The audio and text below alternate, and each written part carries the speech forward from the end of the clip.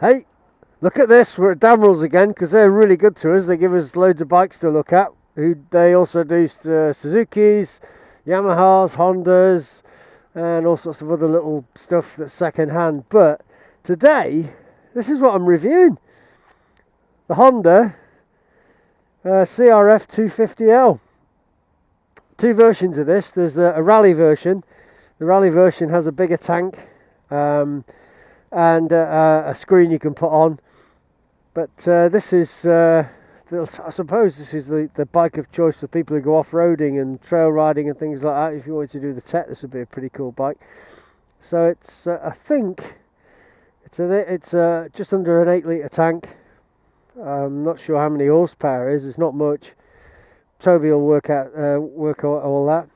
But it looks pretty cool, doesn't it? This can be ridden on an A2 license. Yeah, there's not a lot to say about it. It's just really nice. Actually, this would be quite a bike for it as a winter hack or something, an older version of it as a winter hack. But really light. I think it weighs 146 kilos or something, so that's next to nothing, isn't it? And about the size of a fat bloke. I can't believe I just said that. But really nice. We've been warned about these tyres because they've got the knobbles on them. And today it's the first dry day we've had in Cornwall for a long time. Absolutely horrendous weather we've had. And the roads have been a bit icy, so that'll be interesting. But you can see there's knobbies on the tyre to begin at the front tyre there. Even though it's been ridden for quite a while, it's it's still got them on. So it'll be rather interesting. So we'll go and have a ride of it and a little chat about it and see what we come up with, eh?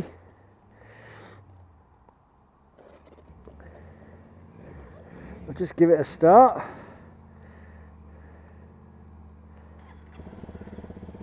The 250 engine sounds so weird, but I love single cylinders. You know, I've had loads of single cylinder bikes. Big thumpers. I had Italian ones. I've had all sorts of things, and I really like them because they're just so simple. And this difference with this engine is it's not the like the full off-road race engine. That has to be rebuilt after 20 hours or something like that, or serviced after 20 hours. This is just a basic bike, and so this is good for, you know, commuting, riding on the motorway. But you'll notice it looks quite high. In actual fact, if I can demonstrate this, when you stand it up, you see how much the suspension drops. Okay, apparently that makes it easy to get on, but we'll see about that because I've got to try and get on it now. Oh God. And Toby will be laughing at me because there we go. Right, I'm on it. Awesome little bike. Very small screen. All the gubbins here in front of it. But nice wing mirrors. We'll see how they perform. First thing to notice is where do you put yourself on the seat on this thing, because they're so small. And the seat, I've got to tell you, is absolutely bone hard. But then it's not for touring, is it? It's absolutely gorgeous. I love it. I'd like one of these as a winter hack, but obviously Cornish Stig has other views on that. So the thing that just struck me then as we were accelerating up that hill was how pokey this is. Gearbox is really nice on it. I mean, it's a 250, it's winding itself up. It does take a little bit, but do you know, it's pretty good. The suspension is very good on it. It's quite hard, but lots of response from it. And because it's such a light bike, it's very chuckable around. You can feel it. You know, it doesn't take much to steer it. And it's not very long. I don't know how long it is, but it's not massively long, so It's very responsive, and it's everything you'd want as an off-road bike, isn't it? I'm reviewing this though as somebody who would be, if I was to buy a thing like this, it would be for as a, you know, like a commute or a hack, you know, to get me to and from work if I ever have to do work again. Very basic controls, very clunky, but you know, you don't need much for a bike like this. Why? There's not a lot to change on it.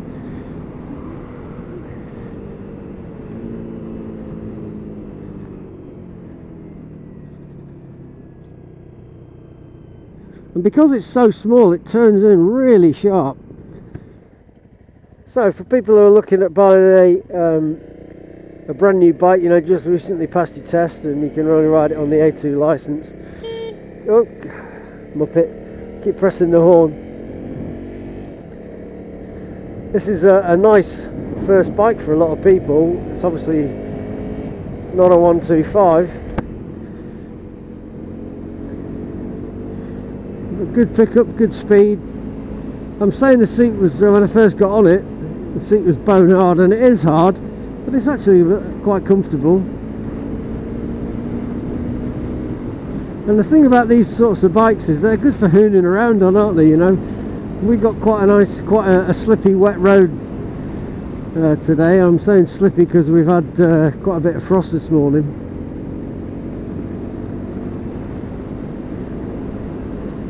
But this is quite nice. So the dashboard is very small. We'll discuss that when we stop and have a chat. It revs quite high, I suppose. It's 6,000 RPM at 60 miles an hour here. I really like this, you know, with a screen on it, as it would be absolutely gorgeous. So the rally version, if I was to do it, would be my choice if I was to buy one of these. I think they're about 4,006 brand new on the road, which is in UK pounds for those of you listening abroad.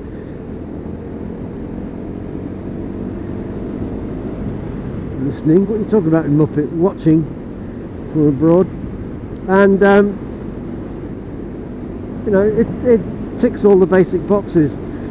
Dashboard again, let's talk about that. It's got a rev counter on it, it's got a fuel gauge, it's got a clock, it's got a trip, and the odometer tells you how many miles you've done anyway. So it's very basic, very small, but you know, if you're going to use this bike for what it's intended,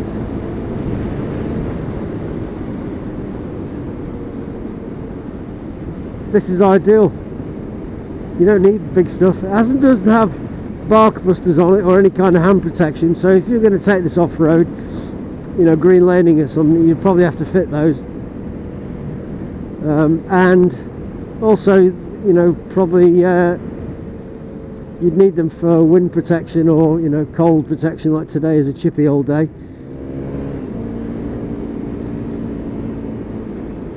The seat on it is clearly designed as an off-road seat. You know, it's very flat, bench-like, bench seat.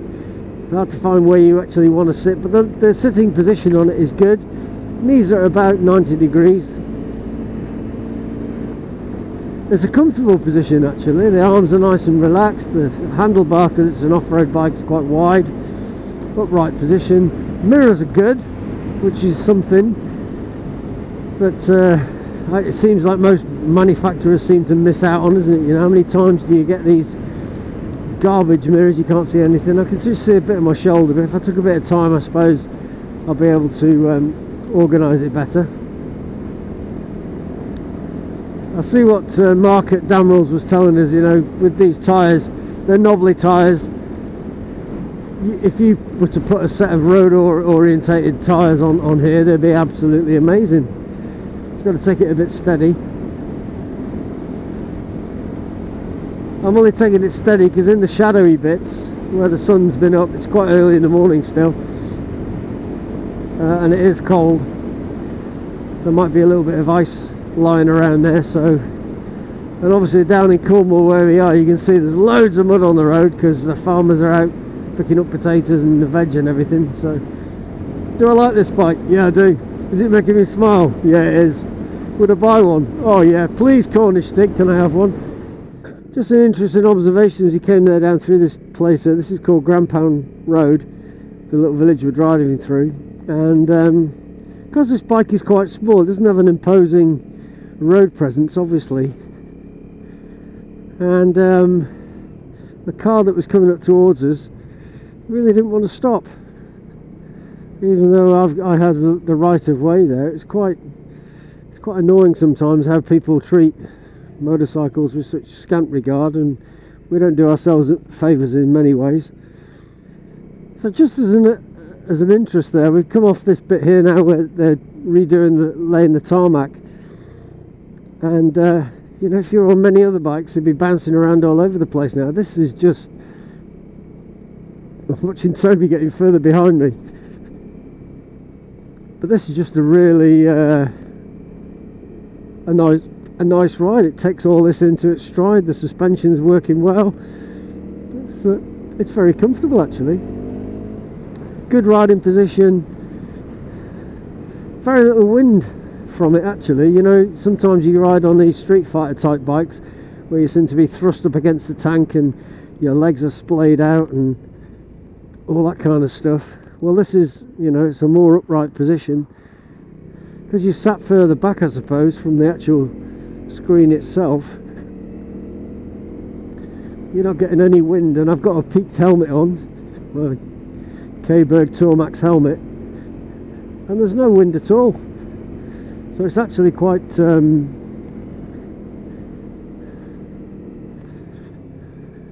quite a comfortable ride, really. Oh, hello! We've got our first dry day for a long time because of all the bad weather we've been having down here in deepest, darkest Cornwall, and we're in our favourite no parking place parking place where we're going to do a review of this little rascal. What is it? I don't know, it's a red bike. This is a... what is it? It's a Honda. A Honda, I can't read it. CRF250L. Are you filming there? Are you concentrating on something else? No, I am filming. Okay. What a cracking little bike. We picked it up from Dameral's this morning, rode it down here, and do you know, I like it. I really like it. I want one of these as like a winter hack, an older one, just so you know, so I don't put many miles on my other bike. Cornish Stig is against that, so I can't say that. She'll kill me. But this is a really nice bike. This is designed really for off-roading, green laning, that kind of stuff. Well, can I just say? You can. You have been doing off-roading. Look at this off-road. Look at that, I have. You'll notice there is a bit of mud on my boot. And my helmet just fell down as well, so that should... And there's mud on the mud guard. We're hardcore. I feel righteous now. Pretty righteous. Right, so here we go. 7.8 litre fuel tank. 146 kilograms. Which, as I said earlier, is like a fat bloke size, isn't it? Other size people are available. 24 horsepower. Now, you might think that is a really small amount of horsepower. I've just had a hoon driving this from where we sat. A hoon? What is a hoon? Well, it's like late in the afternoon, isn't it? Afternoon. I don't know. I just had a really good time riding it because it is really nice. The seat, when I first got on it, felt like it was an old bench, like a church seat, something like that, which would be really hard. But actually, it's quite comfortable, really. But it's designed for off-roading, so, you know, it doesn't have to be spongy and soft and all the rest of it. This is an extra that's been put on by Honda, this little tank bag here. Nice handlebars, small dashboard, no screen because you don't need it. And it's got no bark busters on, so... As I've said on my little chat, if you were to buy this and just use it, you know, for off-roading, you'd have to put some proper bark busters on it. Wing mirrors are amazing. I didn't think they'd be as good as they are, but you don't get used a little bit of your shoulder. If I took a bit of time to set them up, they'd be great. Dashboard is amazing. You can put a little tank bag rack on the back here. You can tie stuff on because you've got tie down things. So it ticks all the boxes for like a winter hack if you wanted. I think it's about £4,800 on the road. Yeah, it's really good price, isn't it? Which is amazing. So what I'd be looking at would be a second-hand one, obviously, but this is just amazing. Now, We were warned by Mark from Honda that these tyres are not really road tyres, which they're clearly not. They're off-roading, look, and so I've parked it in some mud. We muddied a bike. We've muddied his bike up for him. It's a really basic bike, which you would imagine, because it's just a single cylinder and it's just awesome. But this is not the race engine. You can buy this version with a race engine, which I think it's the X, isn't it? The rally. And you know, that's designed for racing, so it has to be taken apart every 20 hours or something like that. Well, there's the service intervals on that bike. It's got to be 20 hours. That was it. Every 20 hours, or reserviced every 20 hours and rebuilt after so many miles. But this is a road engine, and so this means you can actually tack along on it, and it's good for, you know, the legal speed limit on the roads. And it's quite comfortable. You can feel it a bit knobbly, a bit rocky because of the tyres, but you know. It took a while to get to the speed limit though, didn't it? Well, to be honest, I wasn't really thrashing it. I was quite enjoying it. Yeah. But once you got used to the bike, you know, I'm sure it'd be up there really quickly. 6-speed box, no gear indicators on the dashboard. It's just a really nice bike. I don't know what to say about it because I really liked it. Chain, exhaust, lights. And you've got the Honda engine. Yeah. Really well built. Yeah, and this has been around quite a while, this type of bike. So, you know, I'm really muddy now, can I just say.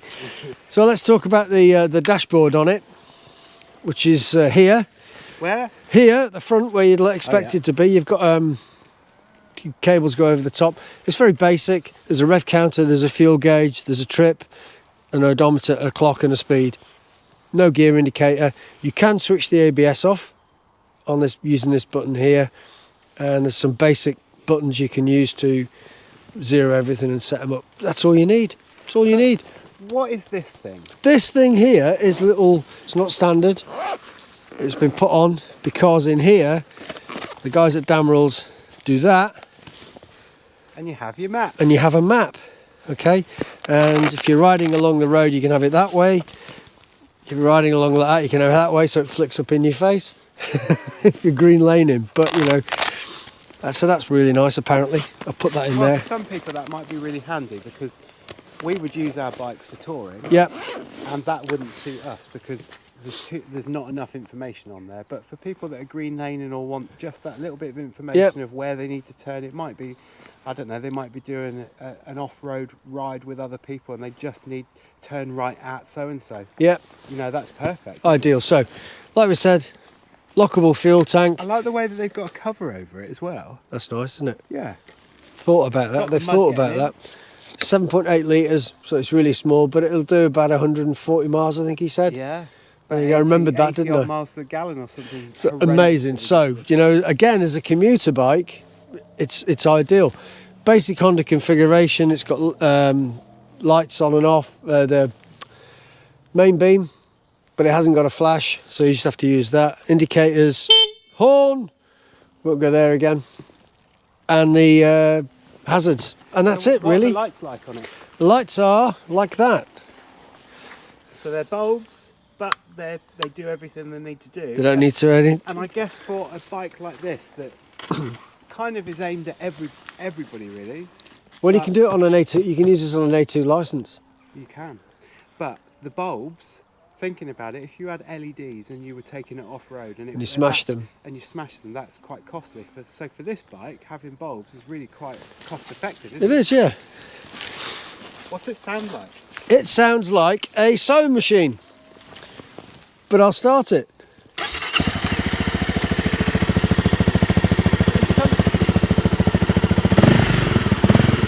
Do you know, that's why they call them thumpers, single cylinder thumpers. But there's something really satisfying about that sound. I don't know what it is.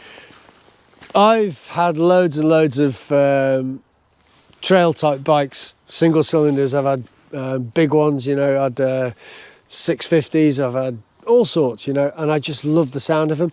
But you have to understand that this is like a donkey, whereas, you know, your road bike is like a stallion. So your stallion will go for a short time. These things, you'll be able to load them up and just track along all day at a slow speed, and that's why they're so good at what they do, you know. I love them. They're just basic. awesome. And I want one.